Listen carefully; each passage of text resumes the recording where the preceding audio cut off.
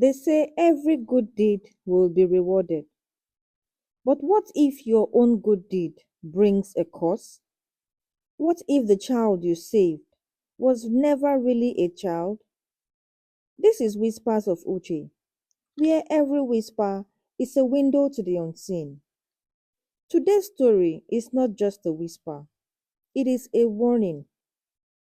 Before you open your arms to any child, before you stretch your kindness, watch this. Now let's begin. Bukola was not just a woman.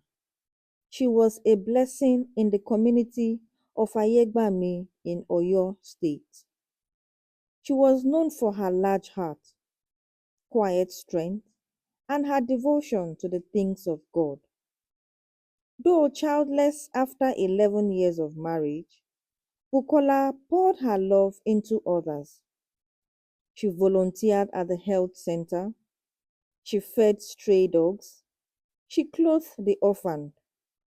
But nothing prepared her for what she found out that rainy morning. It was 6:17 a.m. The cock crowed faintly.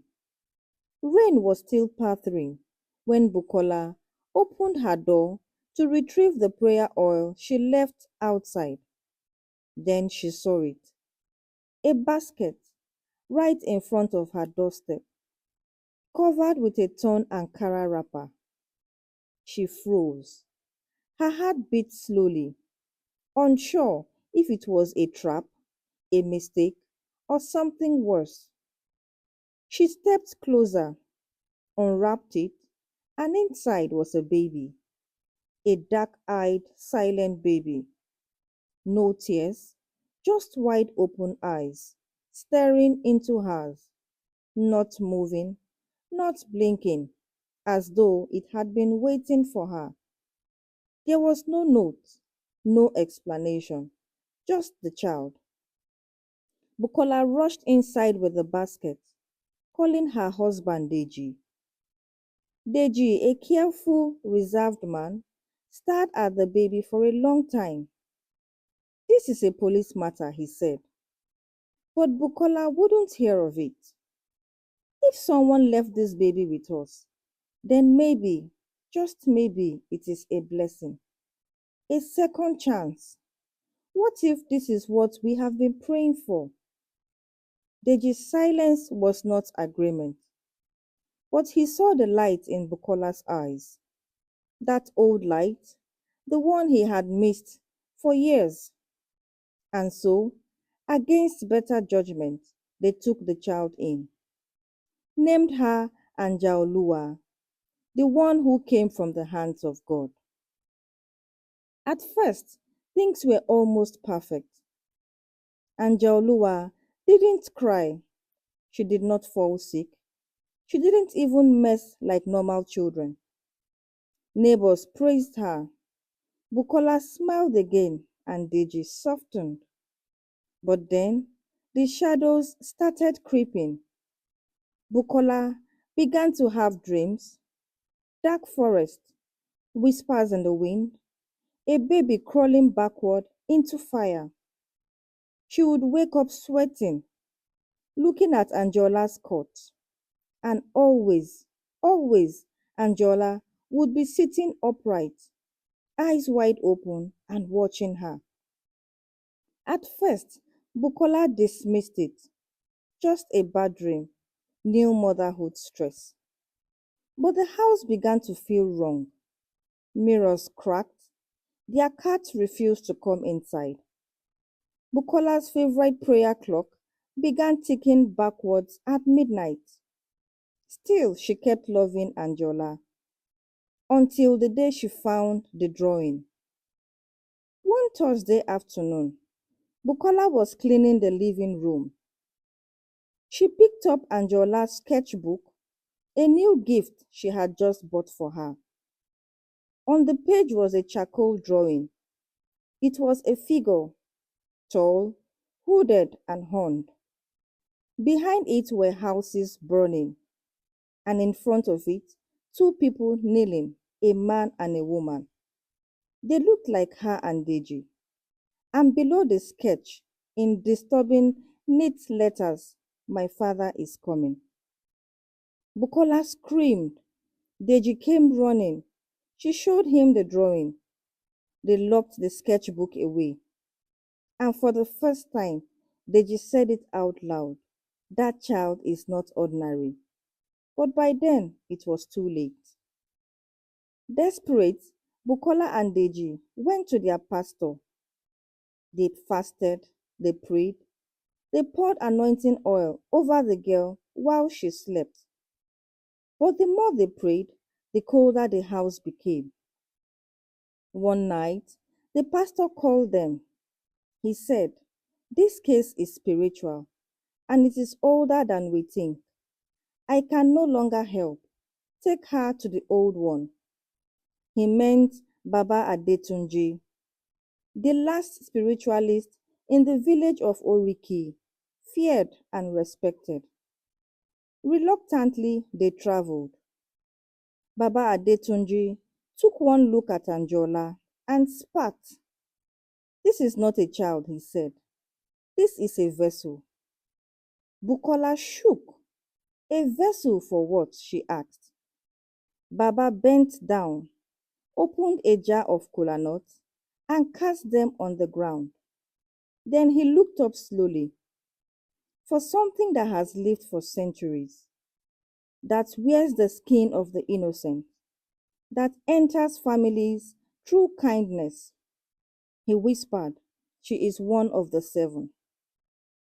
Before we continue this harrowing journey, ask yourself, what would you do if your own child started showing signs of something not human? Don't forget to subscribe to Whispers of Uche, where stories unlock the spirit realm and truth lies between every line. Hit the like button, leave a comment if you have ever heard of something similar, and now let's get back to the story. Baba Adetunji gave Bukola and Deji a task. Place a white egg under her pillow. If it turns black by morning, prepare, because the visitor has already crossed. That night, they obeyed, and at 3:33 a.m., a scream pierced the night. They rushed in. The egg was gone, and Anjola's eyes were glowing faintly in the dark. Then she whispered, "You shouldn't have done that." The next morning, Deji fell violently ill. His skin blistered, his eyes bloodshot. Doctors were confused. They said it was internal heat stress. But Bukola knew. Anjola had not eaten in 3 days, yet she looked stronger. And on the fourth night, she spoke clearly for the first time in weeks. "I can take him or I can take you. Choose." Bukola ran. Through the whispers in the town, Bukola found an old woman named Iyateni, the only one who had ever seen the basket cross and lived. She revealed the legend. Long ago, 7 spirit children were sealed in baskets by a dying cult, left at crossroads, doorsteps, marketplaces, waiting for kind hearts to take them in. Once accepted, they grow, feeding not on food, but on love, on attention, on the warmth of a family. And once full, they devour. Iyateni had watched her own sister lose everything to one. And she told Bukola, "There is only one way to stop her. You must return her to the crossroad by nightfall, or she will claim Deji's life by dawn." Bukola wept. How do you return a child you've come to love, even when you know it is no child? But love too can be a trap. So that night, she wrapped Anjola in the same Ankara cloth, took her in silence to the old crossroads. She placed the basket down, whispered a trembling prayer, and turned to leave. But then Anjola screamed, "Mommy, Please don't leave me. I love you. Bukola froze. She turned, tears streaming. But she remembered what Baba Adetunji said. They feed on love. That's the last trap. So Bukola ran, covered her ears, and for the first time, she did not look back. By morning, Deji's fever broke. The air in the house changed. They slept for the first time in weeks without nightmares. Bukola returned to the doorstep the next day. The basket was gone. But for weeks after, she still heard a faint voice when the wind blew. You said you loved me. They moved, they changed churches, they changed cities. But some nights, when Bukola walks alone at dawn, she still checks her doorstep, just in case something has come in a basket. What is the real life lessons embedded in this story? My dear listener, not every child needs to be saved. Not every gift is a blessing, and not every good deed is wise. Sometimes what looks abandoned may be a bait, especially in a world where spiritual forces hide in plain sight. The devil does not always come with horns. Sometimes he comes with a baby's cry. So before you act out of emotion, pray. Before you adopt, before you take in, before you sign, discern.